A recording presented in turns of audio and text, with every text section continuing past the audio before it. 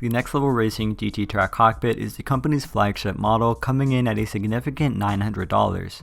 Just based off the price alone, you already know this is very much a simulator aimed at those who are very serious about sim racing or those who just have very big pockets. But is this cockpit really worth $900? Let's find out.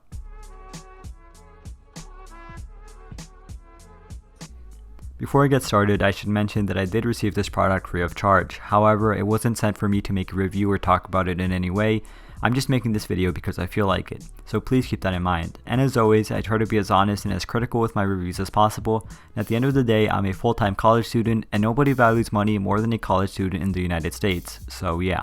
To keep this video concise and to the point, I split it up into 3 main parts: its positives, its negatives, and my final thoughts and recommendation. If you want to skip around, timestamps are in the video description. Marketed directly at serious and professional sim racers, the GT Trak cockpit definitely feels like so. But if it's marketed at serious and pro sim racers, how did I end up? Never mind. Starting with the seat, I truly have nothing but good things to say about it. With my previous cockpit, I swear to you, I could not last more than 40 minutes without literally having my back aching, but with the GT Trak, comfort has surpassed all expectations and I've spent well over a few hours on it without a single problem. Like, you guys don't understand how bad my back used to hurt. Was not sacrificing comfort in the slightest. The seat also looks and feels great. It's made out of synthetic leather, which to be completely honest I thought was real leather until I looked up other reviews, and has the Next Level Racing as well as the GT Trak logo very nicely embroidered on the headrest. The bucket seat keeps you in place, although being who I am, I wish the seat looked a little bit more aggressive, but I guess that's just more of a personal choice than anything else. The GT Trak also comes with a racing harness, which at first I thought was gimmicky, but after seeing how cool it looks on the seat and actually using it religiously whilst in game, I actually really like it. It adds another level of realism and immersion I never knew I was missing out on. In terms of adjustability, other than not being able to move up or down, this seat is fully adjustable and reclinable to suit probably everyone.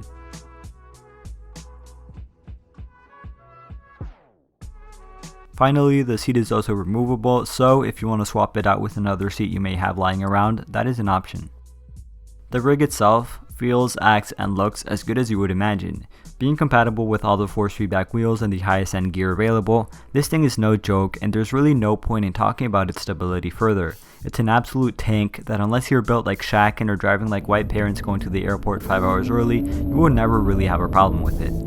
In terms of adjustability, you can pretty much configure this cockpit any way you could imagine. From pivoting and adjusting the height of the wheel to bringing the shifter arm closer or further away from you, this cockpit can easily be adjusted to meet anyone's needs. As you would expect, it comes with a sturdy shifter arm included, which can be mounted on either the left or the right hand side and can easily hold nearly all configurations of shifters and handbrakes that you could imagine. It also does a spectacular job at holding my phone. As you can see, the cockpit does not feature a pull in the middle, and coming from my old cockpit which did, my god, this is a massive upgrade that I feel like so many people take for granted. Something cool I've seen many people in the community do with this cockpit is put button boxes and all that fun stuff in the wheel's mounting plate, so it's cool to have that option. The GT Trak was also designed with the butt kicker in mind, thus not only is the butt kicker Gamer 2 easy and straightforward to install, but it feels fantastic and all its potential is put to use. Finally, I should mention that this cockpit is compatible with Next Level Racing's motion platforms, which although I've never had the pleasure of trying out, I've heard it's extremely simple to install and quickly get moving with. Get it? Moving? Boy, if you don't get... Overall, in terms of its performance in game, this cockpit absolutely checks off all the boxes and allows you to remain comfortable, immersed, and secure throughout the entire race. In terms of its negatives, let me just start off by saying that there's absolutely nothing bad about this cockpit that will interfere with your experience in game. There are however just a few minor inconveniences that for this price point probably should have been addressed. I wish this cockpit came with a headphone holder. You might have noticed that I attached this little L bracket on my shifter arm. I had to add that separately to have an easy to access place to hold them. Being designed with sim racers and professional racers in mind, it seems they forgot that we all use headphones. I also wish this cockpit came with a keyboard and mouse arm, which although Next Level Racing sells a freestanding one separately, it would have been very nice to have one here.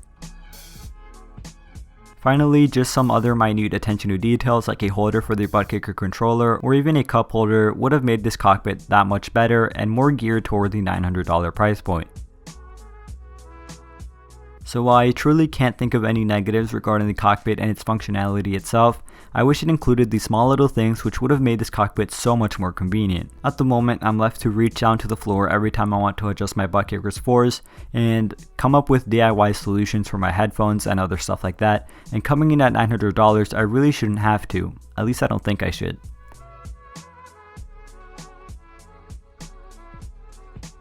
In conclusion, this cockpit is very clearly not intended nor marketed towards casual sim racers like myself who would hesitate before spending even a few $100s on sim racing equipment. It's meant for the most hardcore, the most serious, the most professional racers who are pushing the limits on every lap and truly need a cockpit as sturdy and as comfortable as this to perform at their best.